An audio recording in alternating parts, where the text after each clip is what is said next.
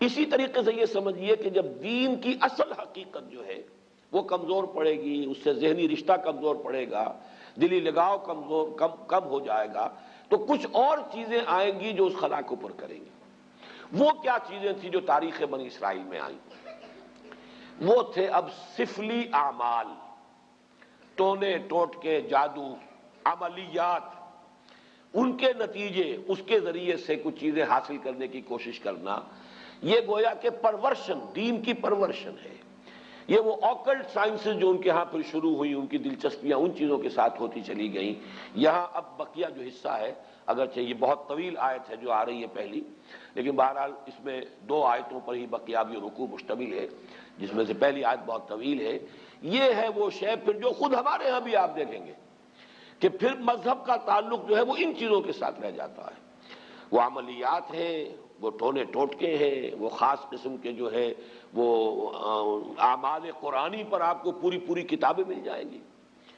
فلاں کام کے لیے اس آیت کا ورد کرو، اور فلاں کام کے لیے جو ہے اس کا چلا کھینچو، اور فلاں کے لیے وہ قرآن مجید پھر اب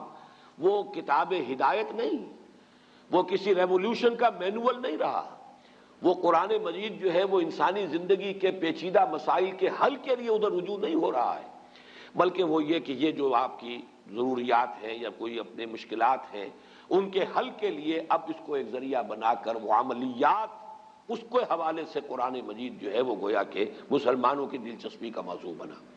تو گویا کہ جیسا کہ میں نے عرض کیا تھا کہ یہ ساری چیزیں وہ بتائی جا رہی ہیں کہ جو وہاں ہوئی ہمارے ہاں بھی ہوئی ہیں۔ جیسے کہ حضور نے فرمایا تھا صلی اللہ علیہ وسلم، لَتَتَّبِعُنَّ سُنَنَ مَنْ كَانَ قَبْلَكُمْ، تم لازماً ان لوگوں کی پیروی کرو گے کہ جو تم سے پہلے تھے، یہاں تک کہ اگر وہ گوہ کے بل میں گھسے تھے تو تم بھی گھسو گے۔ اور اس سے بھی آگے بڑھ کر آپ نے بات کہی، میں اسے نہیں دوہرا رہا ہوں، دوبارہ بار بار میں بیان کر چکا ہوں۔ لوگوں نے پوچھا حضور کن کے بارے میں فرما رہے ہیں؟ کیا یہ الیہود والنصارى؟ آپ نے فرمایا فمن، وہ نہیں تو اور کون؟ جو گمراہیاں ان کے آئیں تمہارے ہاں بھی آئیں گی، جو ان کو مغالطے ہوئے تمہارے ہاں بھی ہوں گے، جو من گھڑت عقائد انہوں نے ایجاد کر لیے تھے تم بھی ایجاد کرو گے۔ اور دوسری حدیث وہ ہے کہ جو حالات ان پر وارد ہوئے وہ تم پر بھی وارد ہوں گے، جیسے عذاب کے کوڑے ان پر پڑے تم پر بھی پڑیں گے، جیسے اللہ تعالیٰ کی طرف سے سرزنش ان کو ہوئی ہے مختلف مراحل پر ان کی تاریخ کے دوران تمہیں بھی ہوگی۔ وہ تو پھر ایک مستقل موضوع ہے جس پر کہ یہ 2 سابقہ اور موجودہ امتوں کا ماضی، حال اور مستقبل نامی جو میری اس وقت موجود کتاب ہے اس میں اس کی تفصیل موجود ہے۔ بہرحال اب آئیے اس کا مطالعہ کیجیے۔ وَاتَّبَعُوا مَا تَتْلُو الشَّيَاطِينُ عَلَىٰ مُلْكِ سلیمان۔ اب دیکھیے وَاتَّبَعُوا، جب انہوں نے کتاب کو چھوڑا، دی تو گئی تھی کتاب اور کہا گیا تھا اسے مضبوطی سے تھامو، یہ میثاق جب لیا گیا ان سے، خذوا ما آتیناکم بقوۃ، یہ کتاب ہم نے تمہیں دی ہے اسے مضبوطی کے ساتھ پکڑے رکھو۔ جب کتاب کو چھوڑا تو جو خلا پیدا ہوا، وَاتَّبَعُوا مَا تَتْلُو الشَّيَاطِينُ عَلَىٰ مُلْكِ سلیمان، پیروی کی انہوں نے، اتباع کیا انہوں نے اس شے کا کہ جس کی پیروی کر رہے تھے، جس کے پیچھے پڑے ہوئے تھے، جس کا اتباع کر رہے تھے شیاطین، اور شیاطین سے مراد یہاں جنات ہیں، سرکش جنات۔ علی ملک سلیمان، علی ملک سلیمان سے مراد ہے علی عہد ملک سلیمان، سلیمان کی حکومت کے دوران، اس دور میں شیاطین جن چیزوں کے ساتھ دلچسپی رکھتے تھے، جو ان کے معمولات تھے، انہوں نے اس کا اتباع کیا، اس کی پیروی کی۔ اب اس کو نوٹ کر لیجئے کہ چونکہ حضرت سلیمان علیہ السلام کے بارے میں ہمیں معلوم ہے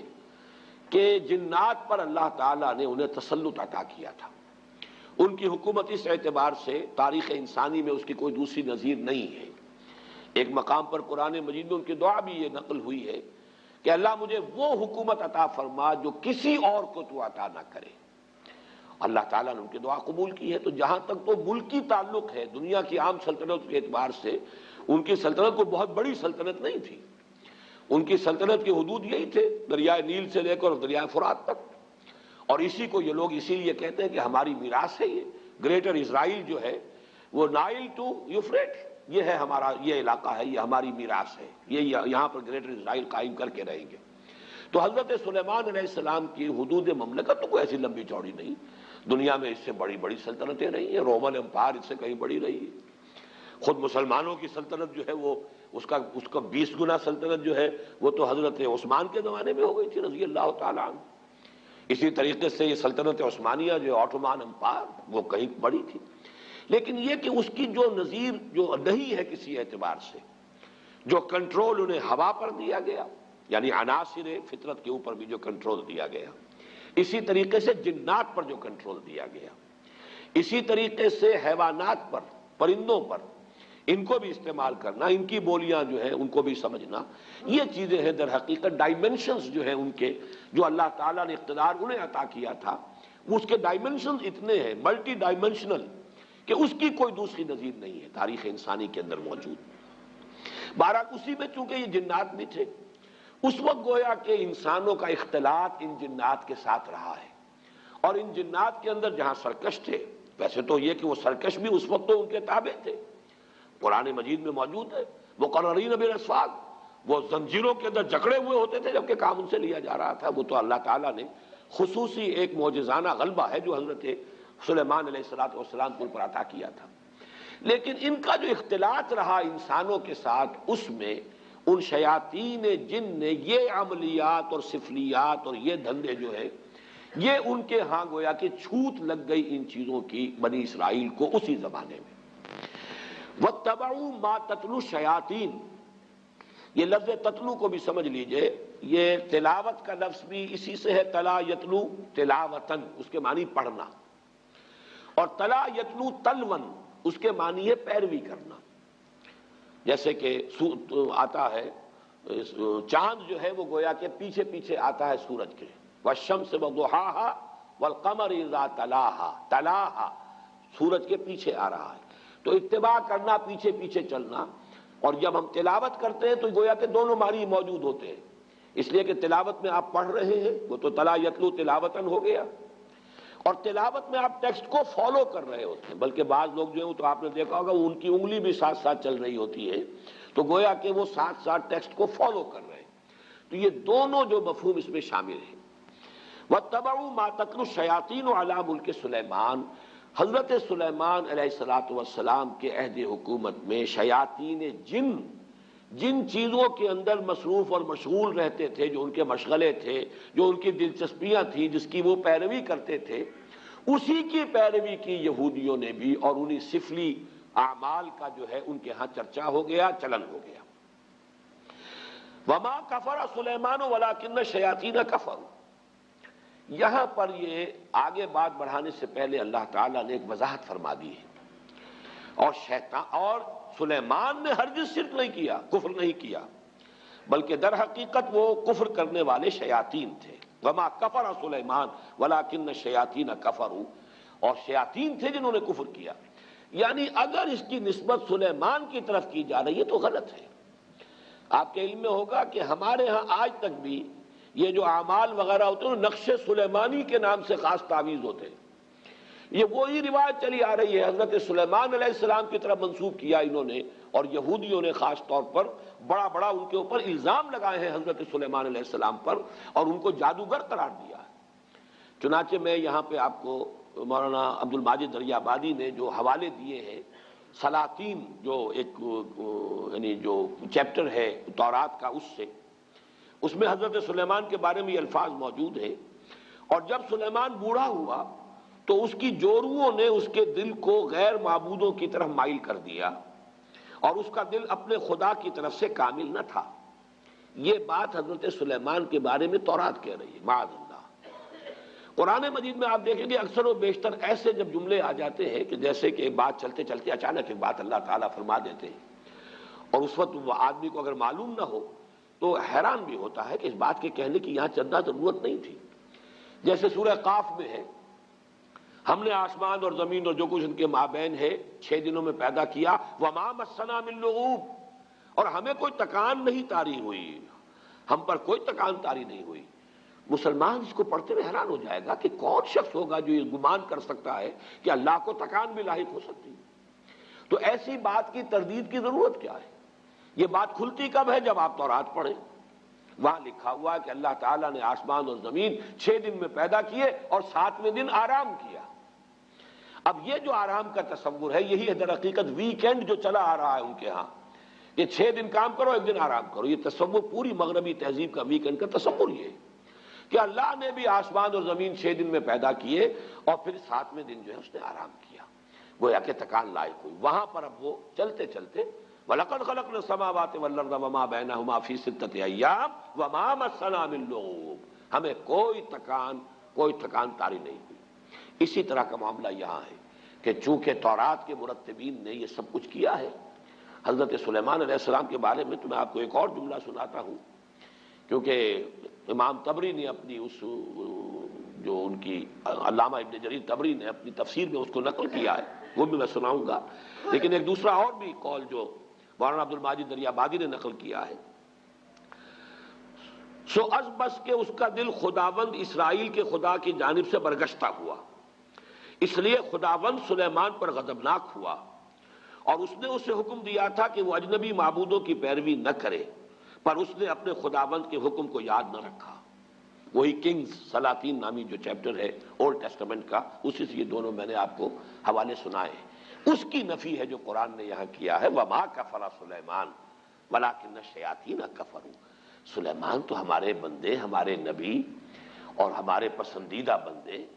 ان کی طرف اس طرح کی نسبت کرنا جو ہے یہ غلط ہے، یہ شیاطین تھے، وہاں جنات تھے، اس وقت چونکہ رہا اختلاط، انہوں نے یہ سارا جو ہے کفر پھیلایا اور یہ سارے سفلی علوم جو ہے وہ ان کے ذریعے سے یہودیوں کے اندر سرایت کر گئے۔ یہاں میں علامہ ابن جریر طبری کا بھی حوالہ آپ کو سنا دوں، قال بعض احبار الیہود، علامہ ابن جریر فرماتے ہیں کہ یہود کے بڑے بڑے علماء میں سے بعض نے یہ کہا ہے، وہ یہ کہتے تھے آپس میں، الا تعجبون من محمد، آپس میں گفتگو کرتے ہیں، تمہیں تعجب نہیں ہوتا محمد پر صلی اللہ علیہ وسلم، یزعم ان ابن داؤد کان نبیا، وہ یہ بتا رہا ہے، کہہ رہا ہے محمد صلی اللہ علیہ وسلم کہ ابن داؤد یعنی حضرت داؤد کے بیٹے تھے حضرت سلیمان، وہ نبی تھے، وما کان الا ساحرا، وہ تو سوائے ایک جادوگر کے کوئی تھا ہی نہیں۔ سلیمان کی یہ شان ہے جو تورات کے یہ مرتبین جو ہے انہوں نے اپنے ہاں درج کی ہوئی، تو اس کی نفی قرآن مجید نے یہاں کی ہے۔ جہاں جہاں موقع ملتا ہے، جو بھی پردے ڈال دیے گئے تھے انبیاء کی سیرت و کردار پر یا داغدار کر دیا گیا تھا، قرآن مجید نے ان داغوں کو دھبوں کو دھویا ہے، اور اس کا بھی ایک خاص سبب تھا اصل میں، کیوں بنی اسرائیل نے اپنے انبیاء کی سیرتوں کو داغدار کیا، اس کا سبب بھی سمجھ لیجئے۔ دیوانہ بکار خیش ہوشیار یہ بغیر کسی سبب اور بغیر کسی مقصد کے نہیں تھا۔ جب ان کے علماء کے اندر اخلاقی زوال آیا، انحطاط آیا، اب لوگ ان پر انگلیاں اٹھاتے تھے کہ تم اتنے بڑے عالم ہو کر، اتنے بڑے مذہبی رہنما ہو کر یہ تمہاری حرکت۔ انہوں نے اپنے دفاع میں نبیوں کے اوپر اس طرح کے چھینٹے اڑا کر کہ یہ تو ہوتا ہی ہے، جب نبی ایسے تھے تو اگر ہمارے ذریعے سے کچھ ہو گیا تو کون سی بڑی بات ہو گئی، ہم تو پھر نبی بھی نہیں ہیں۔ یہ اپنے آپ کو بچانے کے لیے در حقیقت، اور یہ اس کی مثالیں اور بھی تاریخ میں آپ کو ملیں گی، میں زیادہ تفصیل میں اس وقت نہیں جانا چاہتا، لیکن اس وقت صرف یہ وضاحت میں کرنا چاہتا تھا کہ وما کفر سلیمان ولکن الشیاطین کفروا یعلمون الناس السحر، وہ لوگوں کو سحر سکھاتے تھے۔ اب یہ سحر جو ہے، جو کہ شریعت محمدی صلی اللہ علیہ وسلم میں یہ کفر ہے، آگے آ جائے گا، اس کی وضاحت کی گئی ہے۔ جادو ہے تو حقیقت، لیکن جادو کرنا کفر ہے، اگرچہ اس میں اختلاف ہمارے بعض فقہا کا ہے کہ آیا سیکھا بھی جائے یا نہ، یعنی اس لیے کہ بعض اوقات توڑ کرنا پڑتا ہے کسی جادو کا، تو اگر آپ اس فن کے واقف نہیں ہوں گے تو آپ اس کا توڑ کیسے کریں؟ اس حوالے سے تو رائے ہے کہ اس کی معلومات اس کے بارے میں حاصل کی جا سکتی ہیں، لیکن بعض فقہا کے نزدیک اس کا سیکھنا کرنا تو ہے ہی ہے کفر، اس میں تو شک ہے ہی نہیں، خود جادو کرنا، لیکن جادو کا علم حاصل کرنا یہ بھی کفر ہے، یہ بھی ممنوع ہے، یہ بھی حرام ہے، اس لیے کہ ظاہر بات ہے کہ وہ ذریعہ کفر بننے والی شے ہے۔ یعلمون الناس السحر، اس کی اصل حقیقت کیا ہے وہ میں ذرا تھوڑی دیر میں آگے جو موضوع آ رہا ہے اس کے حوالے سے بات کروں گا۔ وما انزل علی الملکین ببابل ہاروت و ماروت، یہ ماں جو ہے اس کا عطف ہے واتبعوا ما تتلو الشیاطین، وہ ماں جو آیا تھا انہوں نے پیروی کی اس شے کی جو شیاطین جن جس مشغلوں کے اندر مصروف رہے تھے ان کی پیروی کی، اسی ماں پر، وما یعنی جو انہوں نے پیروی کی تھی ان کی، کہ جو حضرت سلیمان علیہ السلام کے زمانے میں شیاطین جو کچھ سکھاتے تھے اس کی پیروی کی، وما انزل علی الملکین ببابل ہاروت و ماروت، اور پیروی کی انہوں نے اس کی جو نازل کیا گیا 2 فرشتوں پر جو ہاروت اور ماروت تھے بابل میں۔ یہاں پہلے میں چاہتا ہوں کہ جو مختلف آراء ہیں وہ بیان کر دوں۔ یہ ملکین جو ہے لام کے زبر کے ساتھ، یہ ہے ہماری جو معروف اور مشہور قرات ہے، دو فرشتے۔ لام کی زیر کے ساتھ اس کے معنی ہو جائیں گے دو بادشاہ۔ یہ دونوں قراتیں سلف میں موجود ہیں۔ جو لوگ اس کو ملکین پڑھتے ہیں اس کا مطلب یہ ہے کہ بابل کے دو بادشاہوں کا ذکر یہاں ہو رہا ہے کہ ان کا یہ شغل تھا، جو بھی تھا، جس کا تذکرہ میں بعد میں کروں گا کہ کیا شغل تھا، لیکن ابھی صرف یہ نوٹ کر لیجئے کہ ہمارے ہاں کی مشہور قرات ملکین ہے، اور تقریباً مفسرین کا اجماع اس پر ہے کہ ملکین ہے، یہ فرشتے ہیں دو کہ جو بابل میں اتارے گئے تھے۔ وما انزل علی الملکین ببابل ہاروت و ماروت، اگر تو ملکین پڑھا جائے اس کو دو بادشاہ تو پھر اشکال بہت سے رفع ہو جاتے ہیں، پھر بہت سی چیزیں جو ہیں جو مسائل اس میں پیدا ہوتے ہیں تفسیری، ان کا حل ہو جاتا ہے۔ لیکن جیسا کہ میں نے عرض کیا، اگرچہ یہ قرات ہمارے ہاں ہے لیکن اکثر مفسرین کا اجماع یہی ہے کہ یہ ملکین ہی ہے اور یہ مراد اس سے فرشتے ہیں۔ بابل در حقیقت قدیم نام ہے ملک عراق کا، پورے ملک کا نام بھی بابل، اور اس کا جو صدر مقام تھا وہ بھی بیبیلونیا، وہ بھی بابل تھا۔ اسی کے نام سے پورا ملک جو ہے وہ پہچانا جاتا تھا۔ آج بھی اگر آپ مصر میں جائیں گے تو قاہرہ کو مصری مصر کہتے ہیں، مصر اصل میں قاہرہ ہے۔ گویا کہ اگر کسی سے پوچھا کہ کہاں جا رہے ہیں، اگر آپ نے کہیں اسماعیلیہ میں یا کہیں اسکندریہ میں پوچھا کہاں جا رہے ہیں، مصر، یعنی مصر جا رہا ہوں، حالانکہ وہ مصر ہی میں ہے اس وقت، لیکن یہ کہ وہ قاہرہ کو مصر کہتے ہیں۔ اسی طریقے سے یہ بیبیلونیا، یہ بابل جو ہے یہ پورے ملک کا نام بھی تھا اور اس صدر مقام کا بھی۔ یہ صدر مقام جو ہوتا تھا یہ آج کے بغداد سے 60 میل جنوب میں اسی دریائے فرات کے کنارے پر یہ شہر آباد تھا بیبیلونیا۔ تو در حقیقت وہاں چونکہ اب یہ ذہن میں رکھیے کہ فلسطین مغرب میں ہے، شام کا علاقہ ہے، یہ عراق جو ہے یہ اس کے مشرق میں ہے، اس سے مشرق میں پھر ایران ہے۔ ان تین ملکوں کے ساتھ جو ہے معاملہ رہا ہے یہود کی تاریخ کا، کہ یہود پر جب نیبوکڈنیزر جو تھا وہ بادشاہ تھا بیبیلونیا کا، عراق کا، اس نے حملہ کیا تھا 6 صدی قبل مسیح میں، اور اس کے بعد جو اس نے یہ یوں سمجھیے کہ تقریباً حضرت سلیمان علیہ السلام کے 300 برس بعد، حضرت سلیمان کا زمانہ تو یہ تو گویا کہ تاریخ بنی اسرائیل کا جو ان کا گولڈن پیریڈ ہے، سنہری دور، اس کا نقطہ عروج ہے حضرت سلیمان کا دور۔ حضرت سلیمان کے انتقال کے ساتھ ہی ان کی مملکت 2 حصوں میں تقسیم ہو گئی، 2 بیٹوں کے مابین، ایک شمالی اس کا نام اسرائیل تھا اور ایک جنوبی اس کا نام یہودا تھا۔ یہ 2 مملکتیں بن گئی حضرت سلیمان کے انتقال کے فوراً بعد۔ زوال شروع ہوا، پہلے وہ اسرائیل تباہ ہوا، پھر یہ یہودا بھی جو ہے تباہ ہوا ہے نیبوکڈنیزر کے ہاتھوں، اور ہیکل سلیمانی مسمار ہوا، 6 لاکھ آدمی اس نے قتل کیے یہودی، 6 لاکھ کو قیدی بنا کر لے گیا۔ یہ جو قیدی بنا کر لے کر گیا ہے، اور یروشلم میں ایک متنفس باقی نہیں رہا۔ یہ کیپٹیوٹی کا دور جو تھا، اس دور میں انہوں نے جو عراق میں جادو والا معاملہ تھا یہ وہاں پر جا کر سیکھ لیا۔ گویا کہ 2 آتشا ہو گیا یہودیوں کا معاملہ، یہ جنتر منتر، جادو، عملیات، سفلیات، آکلٹ سائنسز ان کی جتنی تھی۔ ایک تو یہ کہ جو پہلے سے فلسطین میں موجود تھا یہ معاملہ، یہ انہوں نے وہاں سے شروع کیا۔ حضرت سلیمان کے زمانے میں ان جنات سے سیکھ لیا۔ اب ظاہر بات ہے کہ مکھی کی سرشت ہے وہ گندگی پر بیٹھتی ہے، جن کی مزاج کے اندر گندگی ہے وہ تو جہاں سے بھی ہوگا گندگی اس کو حاصل کر لیں گے۔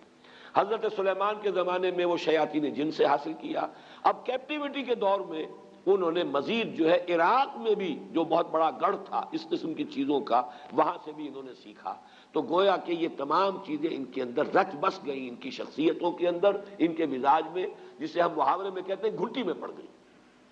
وما انزل علی الملکین ببابل ہاروت و ماروت، اور انہوں نے پیروی کی اس کی جو نازل کیا گیا 2 فرشتوں پر جو بابل میں تھے، ہاروت اور ماروت۔ اب یہ کہ وہ کیا نازل کیا گیا اس مسئلے کو سمجھ لیجئے۔ ایک رائے تو یہ ہے ہمارے ہاں، ایک تو خیر قصہ بیان ہوتا ہے، وہ قصہ تو ہمارے اکثر مفسرین نے، وہ یہود کی خرافات میں سے ہے، اس کو سب نے رد کیا ہے، لہذا میں اس کا تذکرہ بھی نہیں کرنا چاہتا۔ عام طور پر جو بات کہی جاتی ہے وہ یہ ہے کہ اللہ تعالیٰ کی چونکہ ایک سنت ہے کہ کسی قوم پر عذاب سے پہلے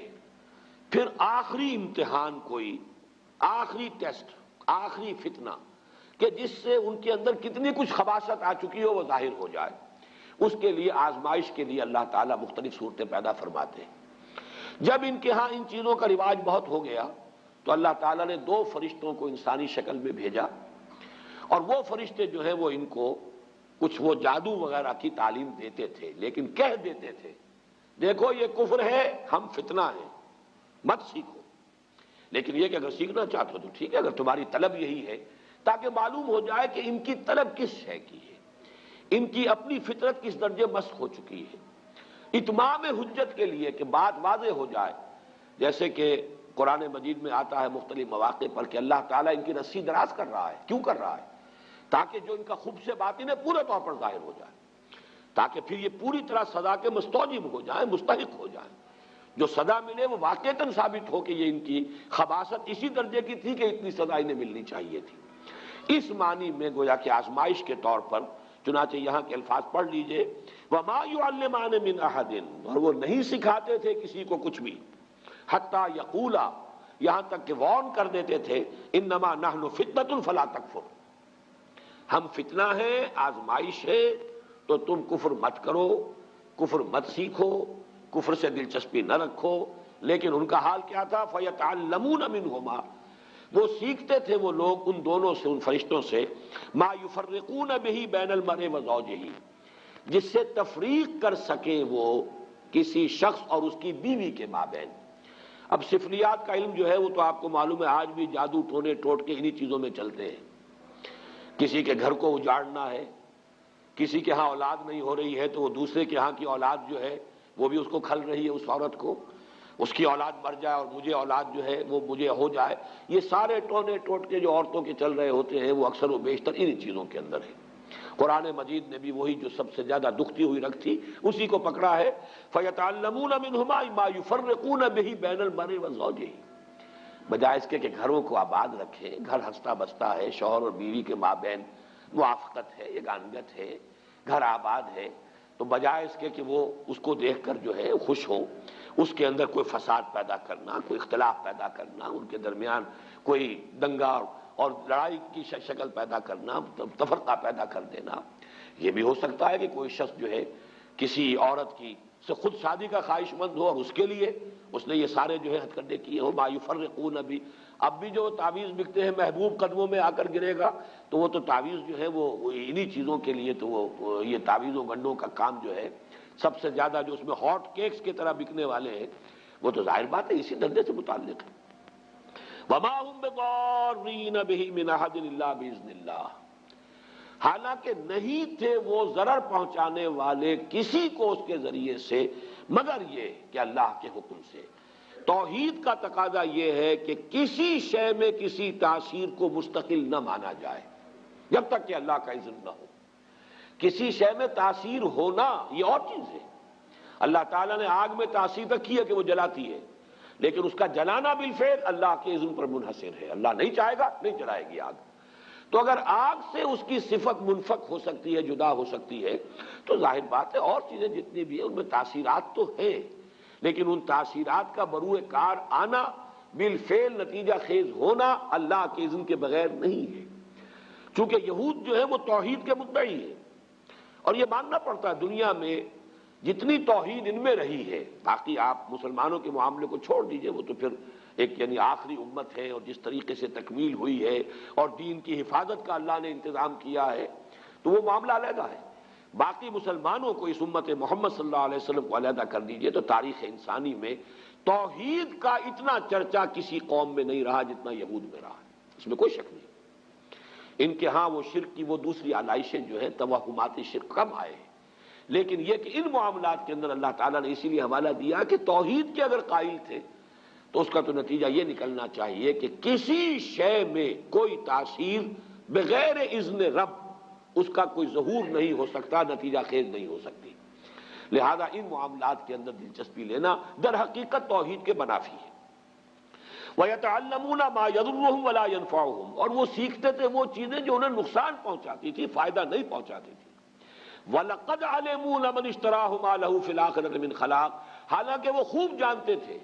کہ جو کوئی بھی ان چیزوں کو اختیار کرے گا، خریدے گا، ان سے دلچسپی رکھے گا، اس کا آخرت میں کوئی حصہ نہیں۔ یعنی شریعت موسوی میں ان چیزوں کو حرام کر دیا گیا تھا اسی طریقے سے جس طریقے سے کہ شریعت محمدی میں جادو حرام ہے۔ میں اس کا بھی حوالہ آپ کو سنا دوں گا۔ وَلَبِئْسَ مَا شَرَوْا بِهِ أَنفُسَهُمْ لَوْ كَانُوا يَعْلَمُونَ، اور بہت بری شے تھی وہ جس کے عوض کے انہوں نے اپنے آپ کو فروخت کر دیا۔ یعنی دنیاوی مفادات، دنیاوی لذتیں، جو بھی دنیا کی گھٹیا آرزویں، خواہشات ہیں، ان کے عوض اپنے مستقبل کو، اپنی آخرت کو، اپنی ابدی زندگی کو برباد کیا۔ وَلَبِئْسَ مَا شَرَوْا بِهِ أَنفُسَهُمْ، گویا کہ اپنے آپ کو بیچ ڈالا، اپنے آپ کو جہنم کا ایندھن بنا دیا ان چیزوں کے لیے، ان کی طلب میں، ان کے حصول کے لیے۔ لَوْ كَانُوا يَعْلَمُونَ، کاش کہ یہ جانتے ہوتے، انہیں علم حقیقی حاصل ہوتا۔ وَلَوْ أَنَّهُمْ آمَنُوا وَاتَّقَوْا لَمَثُوبَةٌ مِّنْ عِندِ اللَّهِ خَيْرٌ، اور اگر اس کے برعکس وہ ایمان اور تقویٰ کی روش اختیار کیے رہتے۔ اب یہ گویا کہ مجھ سے اور آپ سے بھی کہا جا رہا ہے اور امت مسلمہ سے کہا جا رہا ہے کہ بجائے ان چیزوں میں دلچسپی رکھنے کے، اگر ایمان، تقویٰ، جہاد، احسان، جو اللہ نے دین کے لیے، جو یہ مقامات جو ہیں، مقامات بلند جو تمہارے لیے جن کا راستہ کھول دیا ہے، ان کی طرف توجہ رکھو، ان گھٹیا چیزوں کی طرف کوئی میلان نہ ہو، کوئی توجہ نہ ہو۔ وَلَوْ أَنَّهُمْ آمَنُوا وَاتَّقَوْا لَمَثُوبَةٌ مِّنْ عِندِ اللَّهِ خَيْرٌ، تو جو بدلہ اور ثواب اور اجر اللہ کی طرف سے ملتا کتنا بہتر ہوتا۔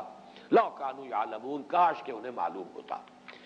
میں نے وہ جو عام اس کی جو ایک تفسیر ہے اس کے حوالے سے تو یہ بات پوری کر دی۔ اس موضوع پر یہ کہ کیا چیز تھی جو نازل کی گئی تھی فرشتوں پر، ہاروت اور ماروت پر، اگر انہیں فرشتے ہی مانا جائے جیسا کہ اکثر مفسرین کا اجماع ہے۔ اس موضوع پر میں سمجھتا ہوں کہ مولانا امین احسن اصلاحی صاحب نے جو رائے ظاہر کی ہے وہ بہت مضبوط ہے، قوی ہے، اور وہ یہ ہے کہ اصل میں ایک علم وہ بھی ہے جسے ہم کلمات کی تاثیرات کا علم کہتے ہیں، روحانی اثرات۔ جیسے مادی چیزیں ہیں، میٹر ہے، فزیکل کمپاؤنڈز ہیں، کیمیکل کمپاؤنڈز ہیں، ہر شے کی اپنی پراپرٹیز ہیں، ان کی تاثیرات ہیں۔ ایسے کلمات کے بھی کچھ خواص ہیں۔ جیسے آپ کو معلوم ہے ساؤنڈ ہے، آواز ہے، اس کی اپنی ایک تاثیر ہے۔ ایک آواز ہے کہ جس سے طبیعت کے اندر انشراح پیدا ہو جاتا ہے، خوشی ہوتی ہے۔ آخر یہ موسیقی میں کیا ہوتا ہے؟ وہی آواز ہے، کسی اور آہنگ میں آئی ہے، دل افسردہ ہو جاتا ہے، غم کی کیفیت طاری ہو جاتی ہے آواز۔ آواز ہی کی تاثیر وہ بھی ہے، آواز ہی کی تاثیر یہ بھی ہے۔ اسی طریقے سے کلمات، ان کی کچھ تاثیرات ہیں۔ ایک تو معنی ہے، اس لفظ کے یہ معنی ہے، اس لفظ کے یہ معنی ہے، اس لفظ کے یہ معنی ہے، اس لیے کہ ہم نے ان الفاظ کو وضع کیا ہے کچھ چیزوں کا مسمى بنا کر۔ یہ گھڑی ہے، یہ اینک ہے، لیکن یہ کہ ان کلمات کی کوئی روحانی تاثیرات بھی ہیں بالفعل، ان کا انکار نہیں کیا جا سکتا۔ ان تاثیرات کا استعمال ہے کہ جو ان اعمال کے اندر ہوتا ہے، ان تاثیرات کو، ان کی جو ظاہر بات ہے کہ اسی کو غلط استعمال جادو کی شکل میں ہوتا ہے، انہی کلمات کا استعمال ہے، ان کے اندر تاثیرات ہیں، ان کا ایک استعمال جادو کے لیے ہو رہا ہے۔ لیکن ایک زمانے میں ضرورت پیش آتی ہے، مختلف دور میں، جیسا کہ ہندوستان میں بھی ہمیں معلوم ہے کہ ایک حد تک یہ علم بھی دیا گیا یا لوگوں نے حاصل کیا دشمنوں کا اور مخالفوں کا توڑ کرنے کے لیے۔ ہندوستان میں جوگی، سنیاسی، انہوں نے جو بھی نفسیاتی ایکسرسائزز کی ہوئی تھی، جس طرح کی جو بھی چلہ کشی کی ہوئی تھی، اس سے جو بھی لوگوں کے اوپر اپنی روحانیت کا ایک جو ہے وہ فسوطاری کیا ہوا تھا، روب ڈالا ہوا تھا۔ اب ظاہر بات ہے کہ اس روب کو توڑے بغیر یہاں ہمارے صوفیہ اسلام کی تبلیغ نہیں کر سکتے تھے، لہذا انہوں نے ان چیزوں کا علم حاصل کیا ایک درجے میں، اور ان کو حاصل کر کے اور پھر ان کا جو ہے مقابلہ کر کے اور انہیں اس میدان میں بھی شکست دی، اور اس کے بعد یہ ہے کہ ان کے لیے راستے کھل گئے کہ پھر انہوں نے دین کو سمجھا اور دین کی طرف آئے، اور جو اصل دین ہے اس کی تعلیم بھی ان تک پہنچ گئی۔ اسی طریقے سے آپ کو معلوم ہے ہندوستان میں یہ قوالی کا رواج کیوں ہوا؟ ہندو مزاج کے اندر یہ موسیقی جو ہے وہ ان کے مذہب کے ساتھ گندھی ہوئی ہے، رچی بسی ہوئی ان کے مزاج کے اندر۔ اس کے حوالے سے وہ ان کی پوری عبادات بھی جو ہے وہ بھجن ہے یا جو اور جس طریقے سے ہے، وہ ان کے ہاں اس درجے ان کی طبیعت ثانیہ بن چکے تھے کہ اس ذریعے سے ان تک بات پہنچانے کے لیے کچھ لوگوں نے اس راستے کو بھی اختیار کیا۔ اگرچہ وہ شروع میں جو یہ قوالی ہوتی تھی اس میں یہ مزامیر نہیں ہوتے تھے، انسٹرومنٹل میوزک نہیں تھا، وہ صرف یہ کہ ظاہر بات ہے کہ وہ میوزک جو اللہ تعالیٰ نے انسان کی اپنی آواز میں رکھ دیا ہے، جس کے لیے فرمایا گیا کہ قرآن مجید کو مزین کرو، زین القرآن باصواتکم، قرآن مجید کو اچھی سے اچھی آواز میں خوش الحانی کے ساتھ پڑھو تاکہ قرآن مزین ہو جائے۔ قرآن کے اندر جو اس کے صوتی آہنگ ہے اس کی اپنی تاثیر ہے۔ ایک اچھا قاری قرآن پڑھ رہا ہو، اس کے اثرات چاہے سمجھا نہ ہو آپ نے، سمجھنا اپنی جگہ پر ایک اور سورس ہے علم کا، اور وہ ضروری ہے، قرآن اسی لیے نازل کیا گیا ہے لیدبروا آیاتہ، تاکہ اس کی آیات پر غور کیا جائے۔ یہ جو ہے اس کی ترجیحات کے اندر تو رہے گا، لیکن یہ کہ اس کی قرات کے اندر اپنی ایک تاثیر ہے، اس کا انکار کرنا درست نہیں ہے۔ اگر اس کی کوئی تاثیر نہ ہوتی تو اتنی تاکید نہ ہوتی۔ من لم یتغن بالقرآن فلیس منا، جو قرآن مجید کو اچھی آواز سے حسن صوت سے نہیں پڑھتا وہ ہم میں سے نہیں ہے، اس درجے تاکید۔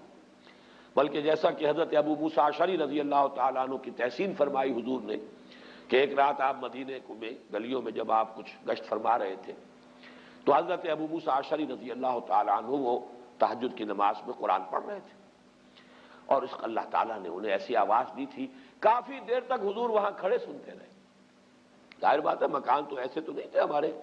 وہ تو ایک ایک کسی کا کمرہ، ایک ایک کوئی کوٹھڑی ہوتی تھی، حجرات تھے، اس کے اندر جو بھی وہ پڑھ رہے تو باہر گلی میں سنائی دے رہا ہے۔ صبح فجر میں جب ملاقات ہوئی ہے تو پھر حضور نے حضرت ابو موسیٰ سے پھر یہ فرمایا، یا ابا موسیٰ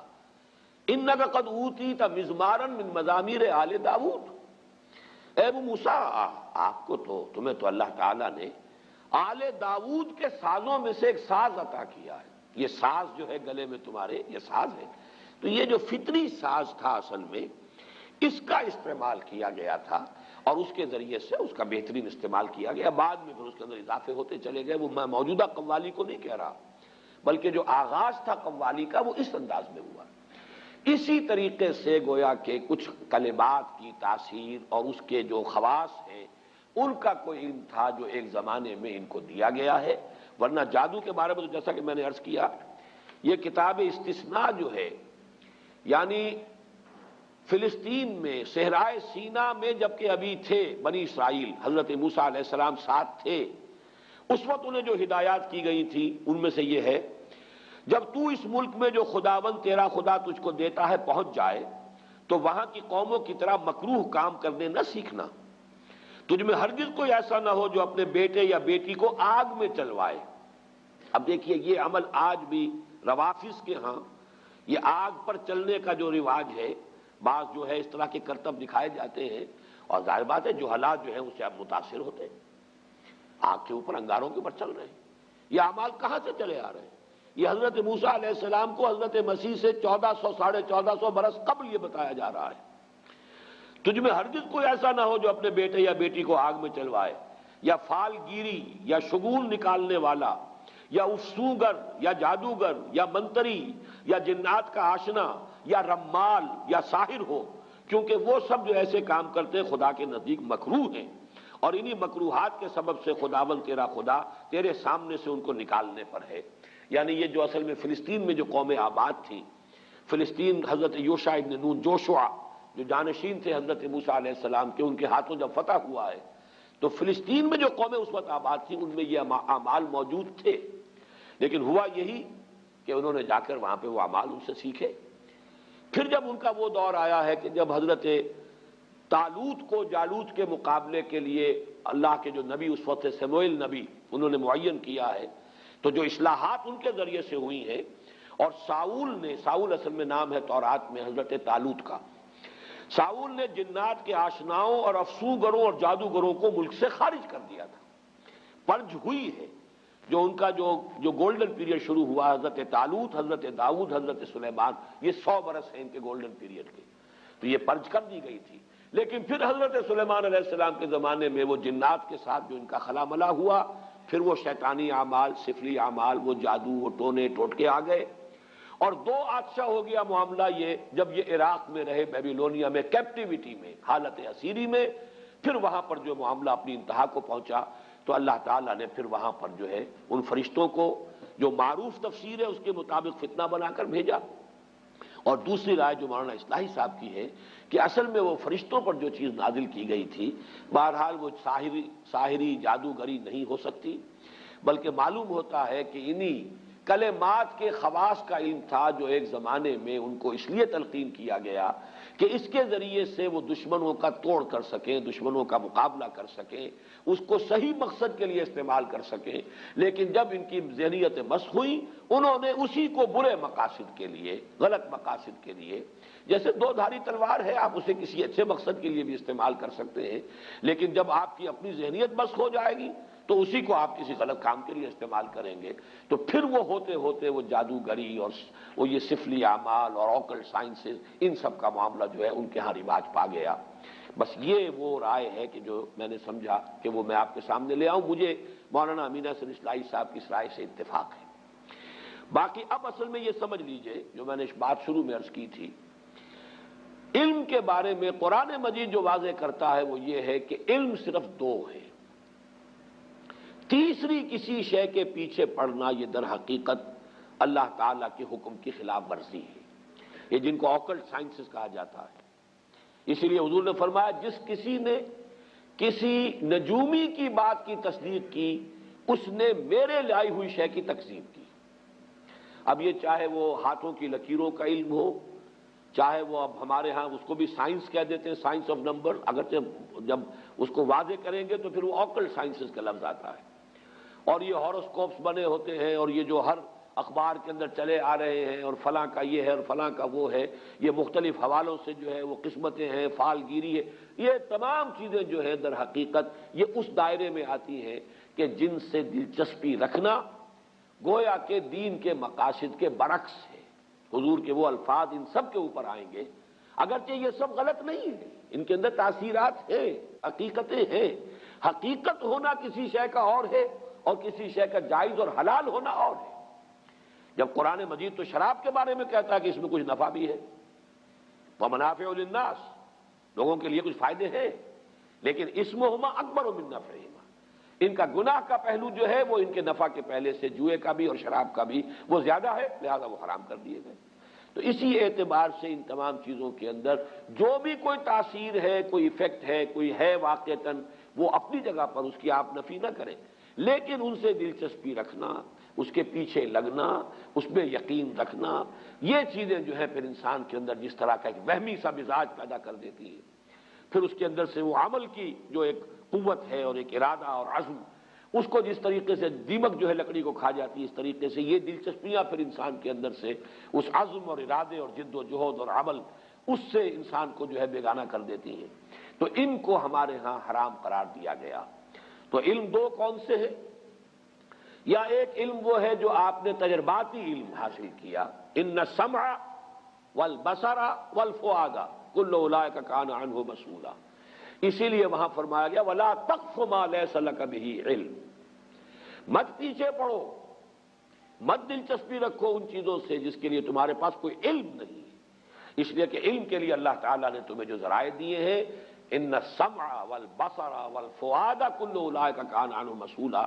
اور اس مرتبہ جو منتخب نصاب کا درس میں نے مکمل کیا ہے، میں واضح کر چکا ہوں اپنی رائے